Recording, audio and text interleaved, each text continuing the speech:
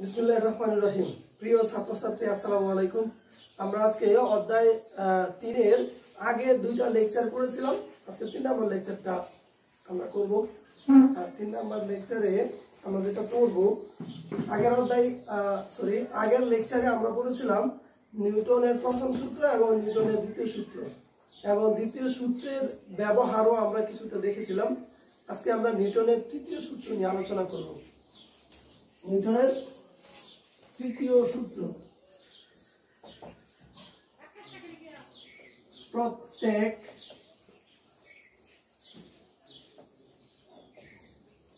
ক্রিয়ার একটি সমান ও বিপরীত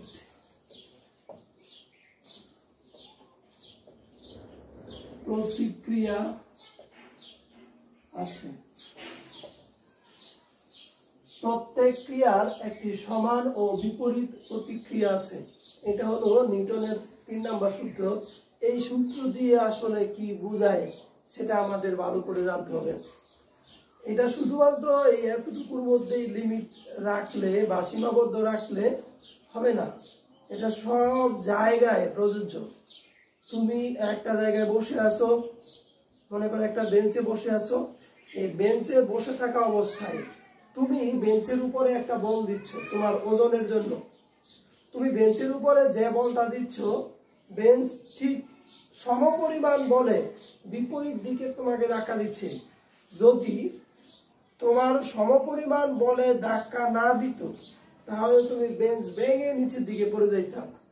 আমি ফ্লোরের উপর দাঁড়িয়ে আছি, আমি নিচের দিকে যে পরিমাণ বল দিচ্ছি, ফ্লোরটা ঠিক সমপরিমাণ বলে আমাকে উপরের দিকে ধাক্কা দিচ্ছে। আবার আমরা যখন হাঁটি, আমরা হাঁটার সময় আমাদের পায়ের সামনের অংশে, পায়ের পাতার সামনের অংশে অর্থাৎ আঙ্গুলের দিকে তোমরা একটু খেয়াল করে দেখবা, হাঁটার সময় একটা বল প্রয়োগ করি, যে বলটা একটু অ্যাঙ্গেলে পিছনের দিকে কাজ করে। এটাকে বলা হয় ক্রিয়া বল, যেটা নিচের দিকে দিচ্ছ তুমি।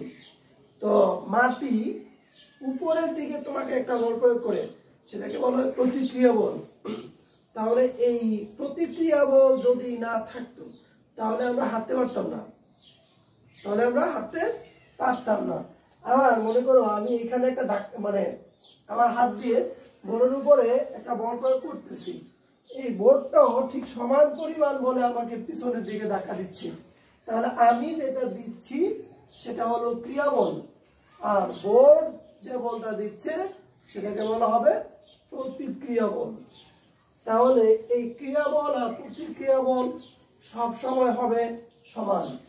প্রত্যেক ক্রিয়ার একটি সমান ও বিপরীত প্রতিক্রিয়া আছে।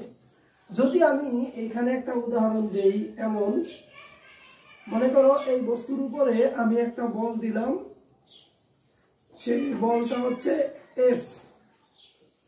এবার বস্তুটা যদি কোনো একটা জায়গায় রাখা হয়, এই বস্তুটার উপরে আমি বল দিলাম এফ, এই যেমন মনে করো এই বস্তুটার উপরে আমি বল দিলাম এফ এখানে। এখন এই বস্তুটাও আমাকে বিপরীত দিকে একটা বল দিচ্ছে, সেটাকে বলা হয় এফ প্রাইম। যদি এফটা হয় ক্রিয়া বল, তাহলে এফ প্রাইমটা হবে প্রতিক্রিয়া বল। এই জায়গায় এফ ইকুয়াল টু হবে এফ প্রাইম, কিন্তু এই দুইটা বলের দিক কিন্তু একই দিকে না। একটা যদি ডান দিকে হয়, আর একটা হবে কোন দিকে? বাম দিকে। তাহলে এইখানে কি দিতে হবে? একটা মাইনাস। এখানে তাই বলছে প্রত্যেক ক্রিয়ার একটি সমান, দুইটা সমান ও বিপরীত প্রতিক্রিয়া আছে। তাহলে বিপরীত মানে একটা যদি উত্তর দিকে হয়, আর একটা হবে কোন দিকে? দক্ষিণ দিকে। তাহলে এখানে একটা বল হচ্ছে ক্রিয়া বল, আর আরেকটা বল হচ্ছে প্রতিক্রিয়া বল। এই ক্রিয়া এবং প্রতিক্রিয়া দুইটাই হবে সমান। আমরা অনেক সময় বলে থাকি ইট ছুঁড়লে পাটকেলটি খেতে হয়।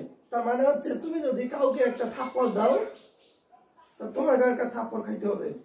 ঘটনা হচ্ছে থাপ্পড় দেওয়ার পরে থাপ্পড় খাইতে হবে, এটা বিজ্ঞানী নিউটন 3 নম্বর সূত্রে বলে নাই। তুমি যদি কারো গালে একটা থাপ্পড় দাও, তুমি যেই বলে তার গালে থাপ্পড় দিবা, এটাকে বলা হবে ক্রিয়া বল। এই গাল ঠিক সমান বলে বিপরীত দিকে একটা বল দেয়, সেটাকে বলা হয় প্রতিক্রিয়া বল। মনে করো আমি একটা ক্লাসে পড়াচ্ছি, ক্লাসে স্টুডেন্ট আছে 70-80 জন, এর মধ্যে 5 জন স্টুডেন্ট তারা ঠিকঠাক ক্লাস করে না, অর্থাৎ ক্লাসে মনোযোগী না। কোনো কারণে আমি 5 জনকে 5টা থাপ্পড় দিলাম। কয়টা থাপ্পড় দিলাম? 5টা থাপ্পড় দিলাম। তাহলে 5টা থাপ্পড় দেওয়ার ফলে 5 জন ছেলে কান্না করতেছে। কেন কান্না করতেছে? কারণ তারা একটা করে থাপ্পড় খেয়েছে। এইবার আমি কেন কান্না করি না? তারা 5 জন যে পরিমাণ বলে আঘাতপ্রাপ্ত হয়েছে, আমি কিন্তু তাদের 5 জনের সমান বলে আঘাতপ্রাপ্ত হয়েছি। কিভাবে? আমি একটা ছেলেকে মনে করো 2 নিউটন বলে একটা থাপ্পড় দিলাম, আমার হাতেও তো 2 নিউটন বল লেগেছে বিপরীত দিকে।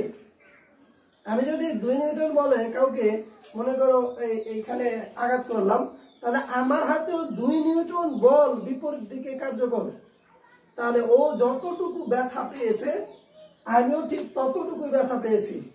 তাহলে 5 জন ছেলের জন্য প্রত্যেকেই 2 নিউটন করে ব্যথা পেয়েছে, কিন্তু আমার ব্যথাটা হবে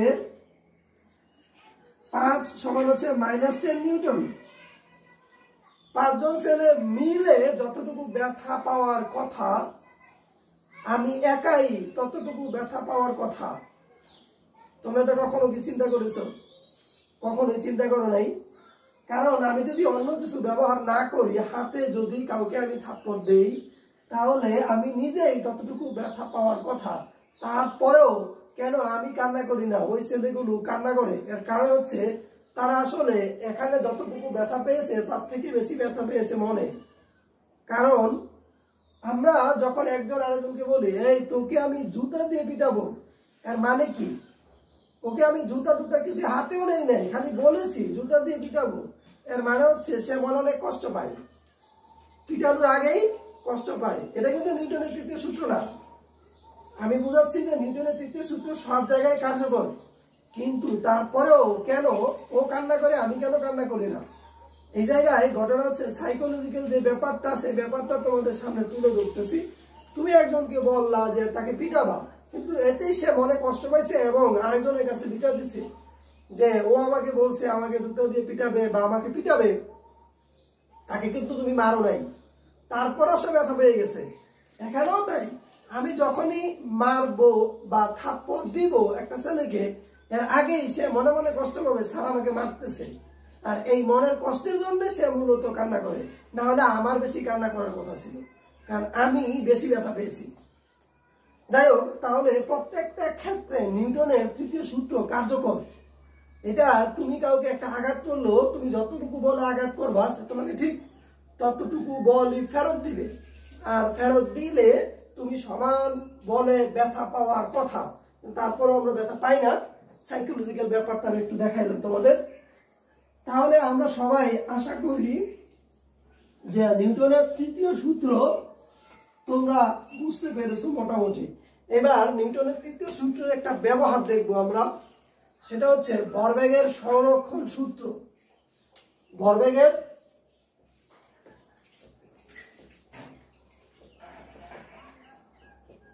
সংরক্ষণ, নিউটনের তৃতীয় সূত্র ব্যবহার করে ভরবেগের সংরক্ষণ সূত্রের আমরা প্রতিপাদন করব। এর আগে আমরা জেনে নেই ভরবেগের সংরক্ষণ সূত্রটা আসলে কি।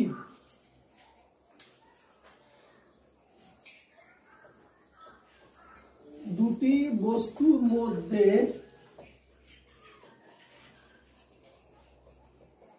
ক্রিয়া ও প্রতিক্রিয়া ছাড়া অন্য কোনো বল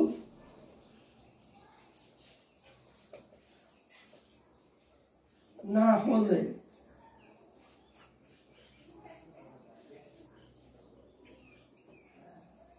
বস্তু দ্বয়ের সংঘর্ষের পূর্বে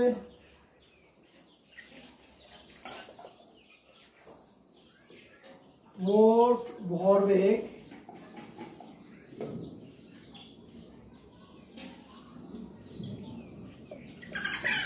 সংঘর্ষের পরের মোট ভরবেগের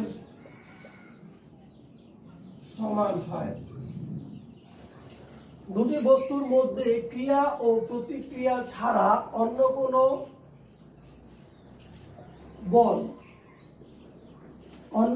বল কার্যকর না হলে বস্তুদ্বয়ের সংঘর্ষের পূর্বের মোট ভরবেগ সংঘর্ষের পরের মোট ভরবেগের সমান হয়।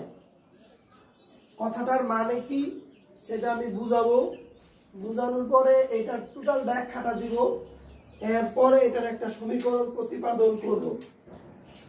মনে করো দুইটা বস্তু, একটা বস্তু এটা হলো আর একটা বস্তু, একটা বস্তুর ভর m1 আর একটা বস্তুর ভর হচ্ছে m2। দুইটা বস্তু একই পথে যাচ্ছে,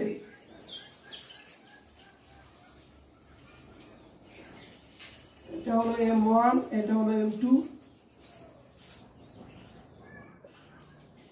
m1 m2, u1 u2, এটা হলো v1 এটা হলো v2।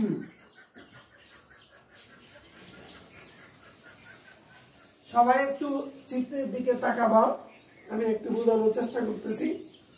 মনে করো খুব চিকন একটা রাস্তা, খুবই চিকন একটা রাস্তা, এই রাস্তা দিয়ে দুইজন মানুষ ক্রস করতে পারে না, অর্থাৎ একজনকে পাশে রেখে আরেকজন ওই রাস্তা দিয়ে চলে যেতে পারে না। চিকন রাস্তা দিয়ে দুইজন মানুষ একই দিকে দৌড়াচ্ছে। চিকন এমন একটা রাস্তা যে রাস্তা দিয়ে দুইজন মানুষ পরস্পরকে ক্রস করতে পারে না, অর্থাৎ পাশ দিয়ে চলে যেতে পারে না। ওই অবস্থায় একটা বস্তুর ভর বা একজনের ভর হচ্ছে m1 আরেকজনের ভর হচ্ছে m2। এখন দুইজনই একই দিকে যাচ্ছে একই রাস্তা দিয়ে, একজনের বেগ হলো u1 আরেকজনের বেগ হলো u2। যদি u1 সমান u2 হয়, অর্থাৎ দুইজনের বেগ যদি সবসময় সমান হয়, তাহলে তারা পরস্পর থেকে সমান দূরত্ব বজায় রেখে সামনের দিকে চলতে থাকবে। কখনোই একজনের সাথে আরেকজন ধাক্কা লাগবে না বা সংঘর্ষ করবে না, কারণ এর বেগ যদি 2 মিটার পার সেকেন্ড হয়, এর বেগও 2 মিটার পার সেকেন্ড, তখন সব সময় সমান দূরত্ব বজায় রেখে সামনের দিকে যেতে থাকবে, তখন তাদের মধ্যে কোনো সংঘর্ষ হবে না।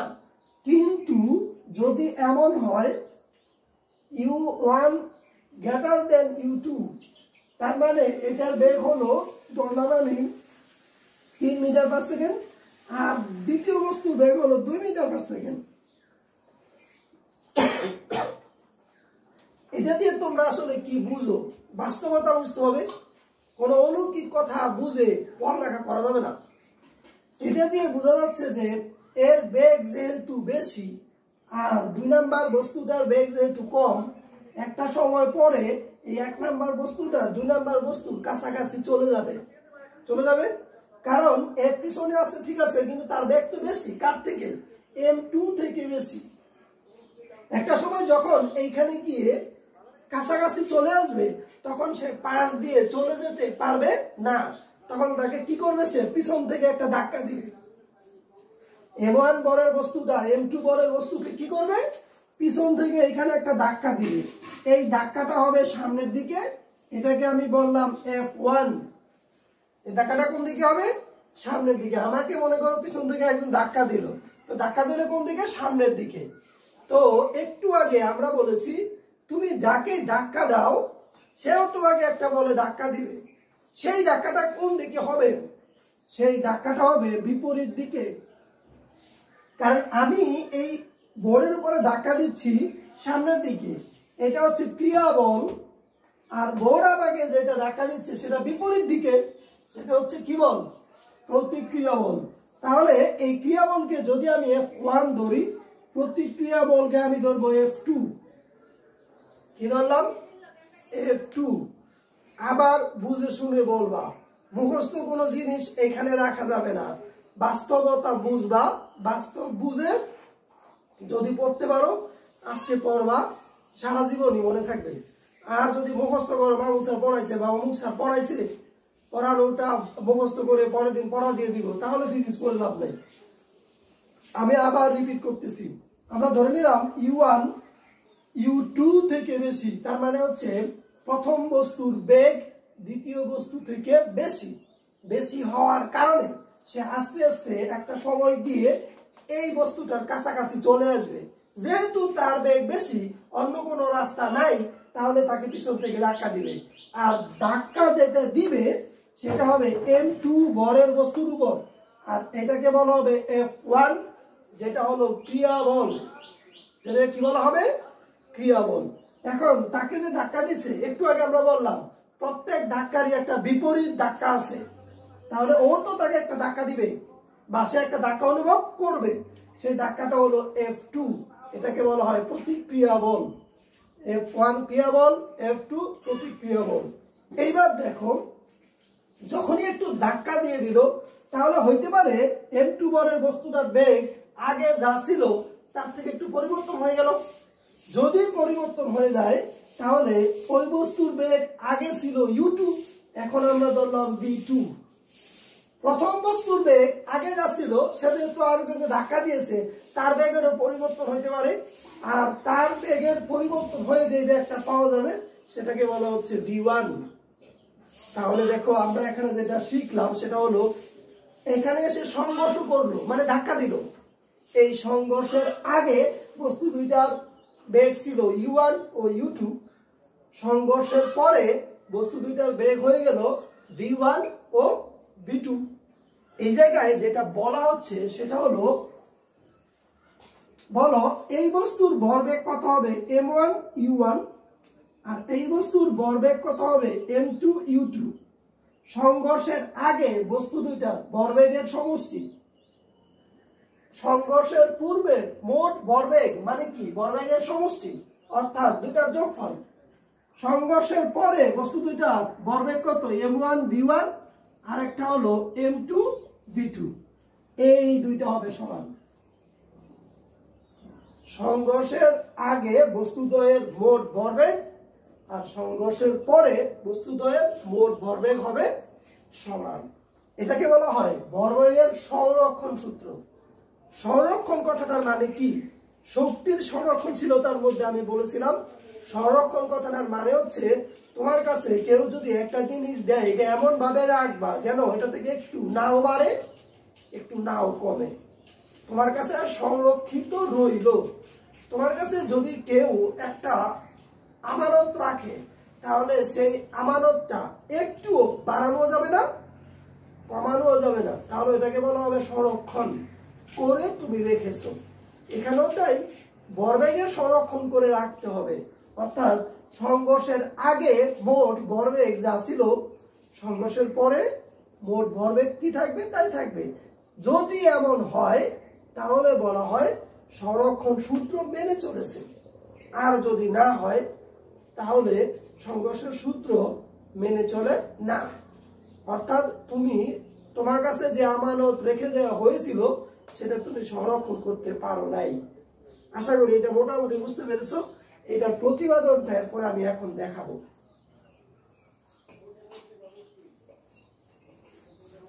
এটা জাস্ট বুঝাইলাম, কিভাবে আসলো সেটা দেখাবো এখন। দেখো, ভরবেগের সংরক্ষণ সূত্রের রাশিমালা। ভরবেগের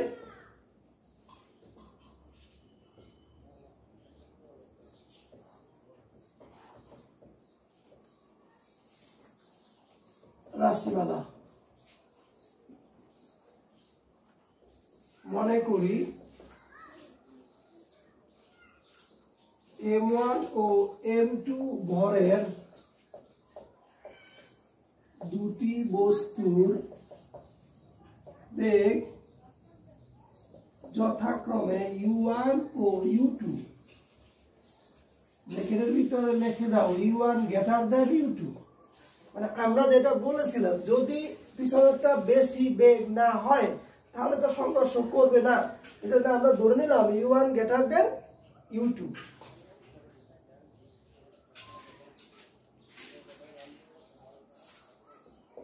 বস্তু দুটি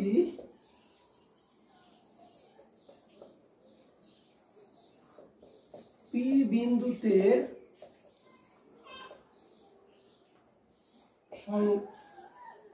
সংঘর্ষ করে।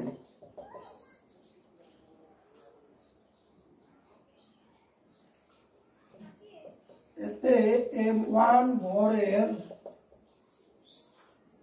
বস্তুটি M2 ভরের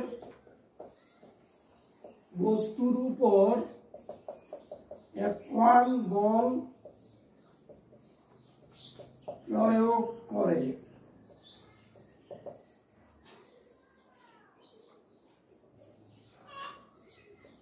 এখানে F1 হলো ক্রিয়া বল। প্রথম বস্তুটা যে বলটা প্রয়োগ করে তাকে কি বলা হবে? ক্রিয়া বল। M2 ভরের বস্তু M1 ভরের বস্তুর উপর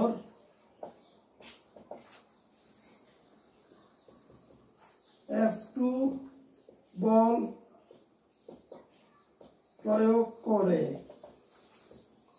এখানে F2 হলো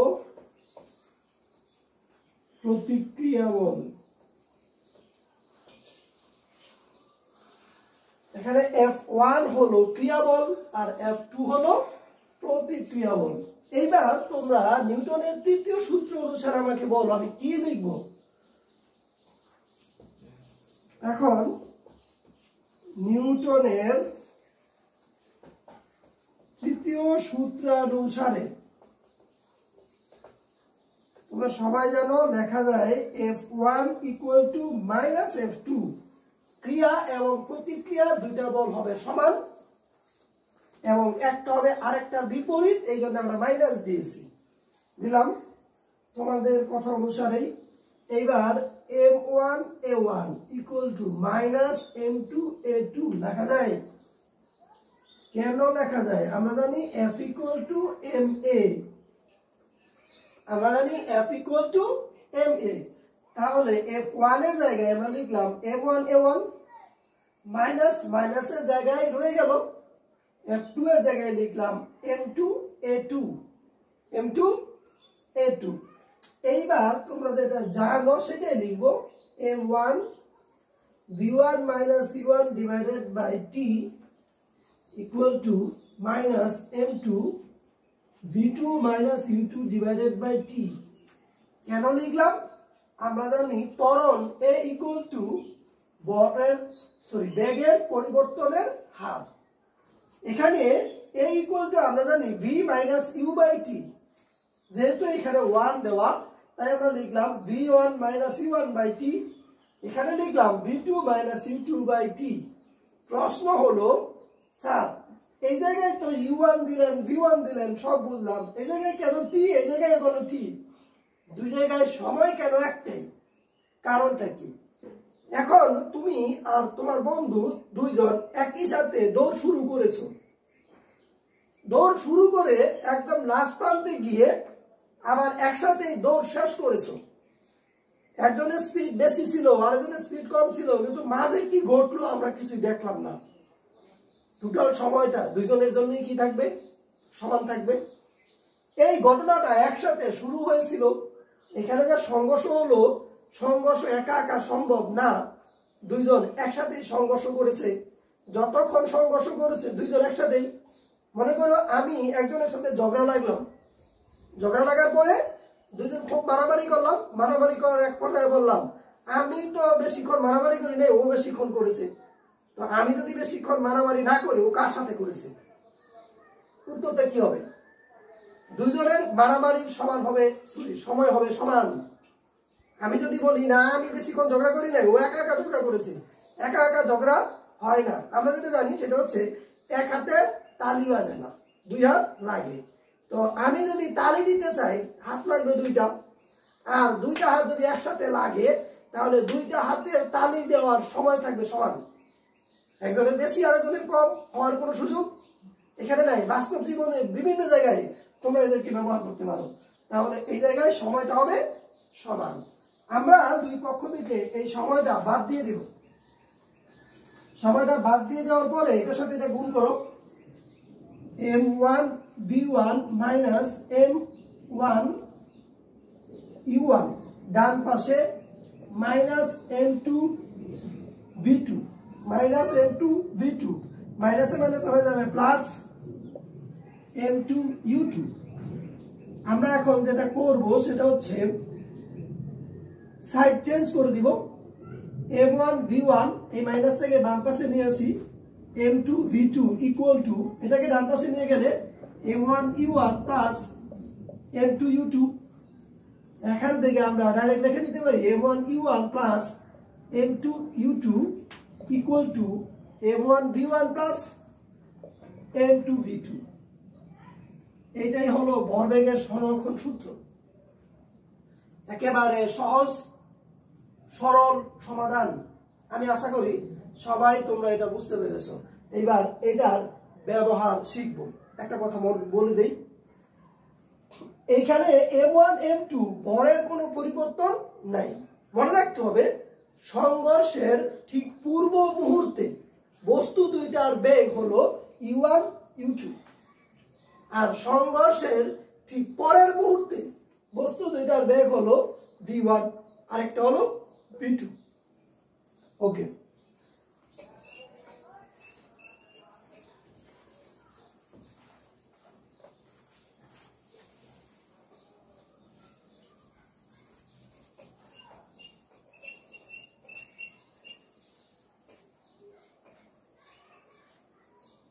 আমরা এখন একটা অঙ্ক করব।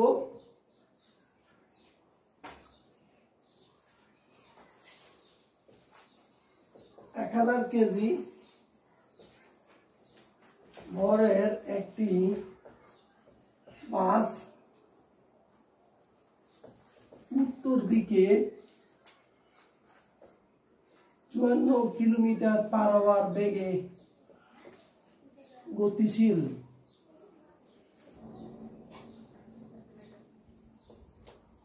বিপরীত দিক হতে 2000 কেজি ভরের একটি ট্রাক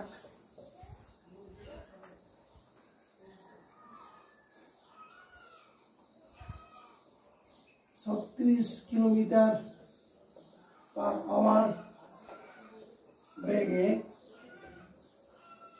গতিশীল অবস্থায় বাসের সাথে সংঘর্ষ করে। সংঘর্ষের পর বাস ও ট্রাক একত্রে কোন দিকে কত বেগে চলবে? 1000 কেজি ভরের একটি বাস উত্তর দিকে 54 কিলোমিটার পার আওয়ার বেগে গতিশীল। বিপরীত দিক হতে 2000 কেজি ভরের একটি ট্রাক, এটা লিখি নাই, এটা হবে ট্রাক, 36 কিলোমিটার পার আওয়ার বেগে গতিশীল অবস্থায় বাসের সাথে সংঘর্ষ করে। সংঘর্ষের পর বাস ও ট্রাক একত্রে কোন দিকে কত বেগে চলবে? টেনশন করার কোনো কারণ নাই, এখানে দুইটা ভর দেওয়া আছে। এখানে দুইটা ভর দেওয়া আছে, আমরা লিখে দিব। একটা হলো বাসের ভর আর একটা হলো ট্রাকের ভর। বাসের ভর হলো 1000 কেজি। বাসের ভর কত? এমন ধরলাম। আর একটা হলো ট্রাকের ভর। ট্রাকের ভর কত?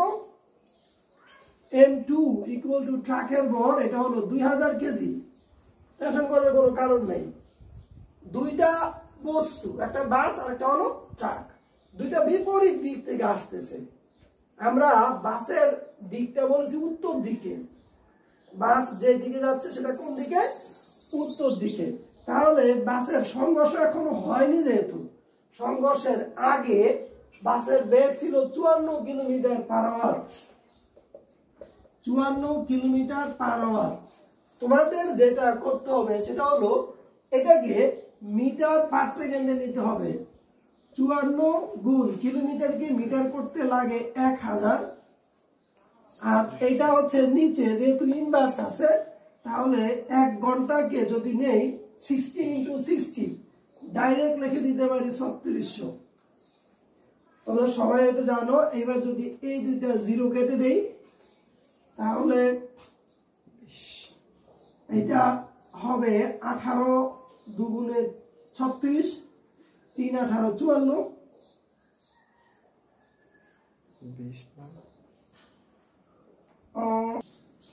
তাহলে এটা হলো যদি 18 দিয়ে কাটি এটা 18 দুগুণে 36, 3 18 54, আর এই জায়গায় যদি 2 দিয়ে কাটি তাহলে 5 দুগুণে 10, 3 5 15 মিটার পার সেকেন্ড।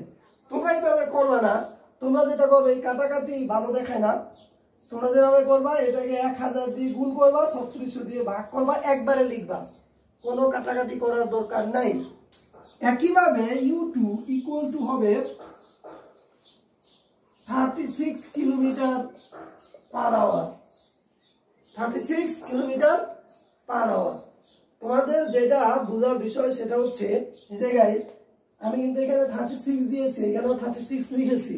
এই লেখাটা ঠিক না, এই লেখাটা ভুল। কেন ভুল সেটা বলে দেই। একটা গাড়ি যাচ্ছিল উত্তর দিকে আর ট্রাক যাচ্ছে কোন দিকে? দক্ষিণ দিকে, কারণ বিপরীত দিক থেকে যাচ্ছে। যদি বিপরীত দিক থেকে যায়, আমরা জানি বেগ হচ্ছে একটা ভেক্টর রাশি, যদি দিক উল্টে যায় তাহলে সেখানে আমাদের একটা মাইনাস দিতে হবে। একটু আগে আমরা দেখিয়েছি ক্রিয়া বল যদি ধনাত্মক হয় প্রতিক্রিয়া বল হবে ঋণাত্মক, কারণ এই মাইনাস দিয়ে উল্টো দিক বোঝায়। এখানেও তাই, বিপরীত দিক থেকে, যেহেতু কার বিপরীত দিক থেকে? একটা গাড়ি উত্তর দিকে যাচ্ছিল, তার বিপরীত দিক থেকে, এই জন্য এখানে আমাদের কি দিতে হবে? মাইনাস দিতে হবে। এবার এটাকে 1000 দিয়ে গুণ করো, 3600 দিয়ে ভাগ করো, হয়ে যাবে 10 মিটার পার সেকেন্ড। এটা করে দেখবা এই একই রকম ভাবে 1000 দিয়ে গুণ 3600 দিয়ে ভাগ, তাহলে হবে 10 মিটার পার সেকেন্ড। এইবার বলছে দুইটা গাড়ি সংঘর্ষ হয়ে গেল। সংঘর্ষের পর কি বললো? বাস এবং ট্রাক একত্রে, তার মানে দুইটা এবার একসাথে লেগে একদিকে যাবে। দুইটা বস্তু যখন একসাথে এইভাবে আসলো, আসার পরে লেগে গেল, এবার দুইটা একসাথে যাবে। একসাথে যাওয়ার সময় শেষ বেগ দুইটারই কি হবে? একই হবে। শেষ বেগ দুইটার কি হবে? একই হবে। তাহলে এই জায়গায় হবে v1 equal to v2 equal to v সমান হচ্ছে what? v1 equal to v2 equal to v সমান কি হবে? 1। এইবার আমরা জানি m1 u1 plus m2 u2 equal to m1 v1 plus m2 v2। এই জায়গায় মাইনাস থাকবে, মানগুলো বসিয়ে দাও। এটা হচ্ছে 1000 গুণ 15 প্লাস 2000, এর সাথে হবে মাইনাস 10। এই জায়গায় হবে 1000 v প্লাস 2000 v। এই জায়গায় যেটা হয় 15000 বিয়োগ হয়ে যাবে এখানে 20000। এটার সাথে এটা গুণ করে দাও, প্লাসে মাইনাসে মাইনাস সমান, এটা v কমন নিলে হয় 3000 v।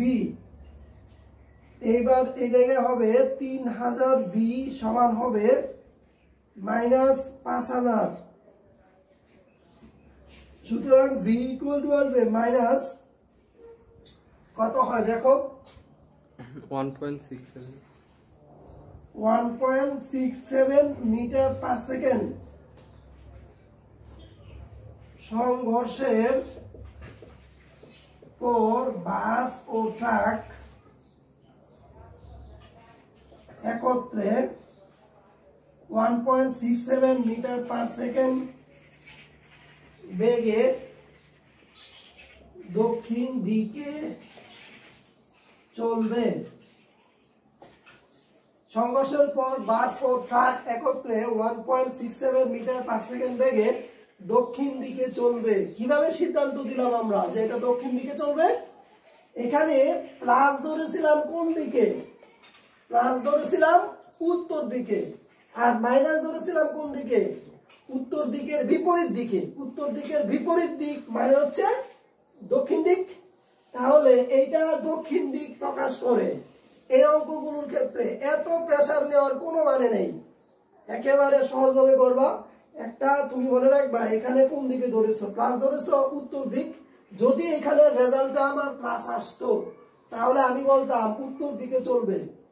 যেহেতু আমার এখানে দক্ষিণ দিকে মাইনাস ধরেছিলাম আর রেজাল্ট মাইনাস আসছে, তাই আমি বলে দিলাম এটা হলো দক্ষিণ দিকে যাবে।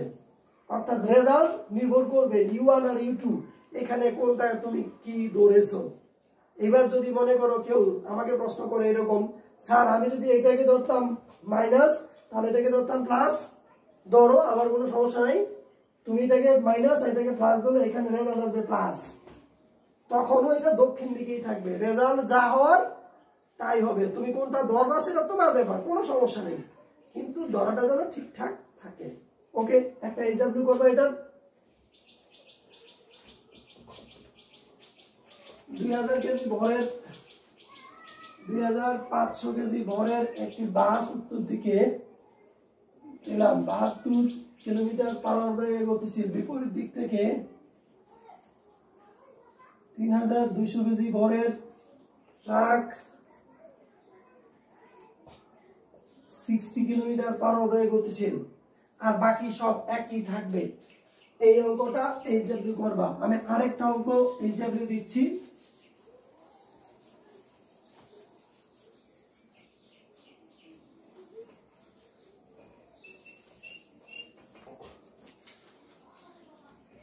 এইচডব্লিউ আরেকটা নতুন করে দিচ্ছি। 5 কেজি ভরের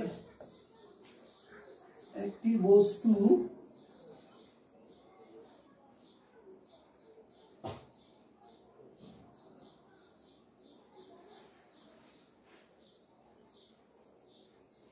বারো মিটার পার সেকেন্ড বেগে গতিশীল অবস্থায় 10 কেজি ভরের একটি স্থির বস্তুর সাথে সংঘর্ষ করে।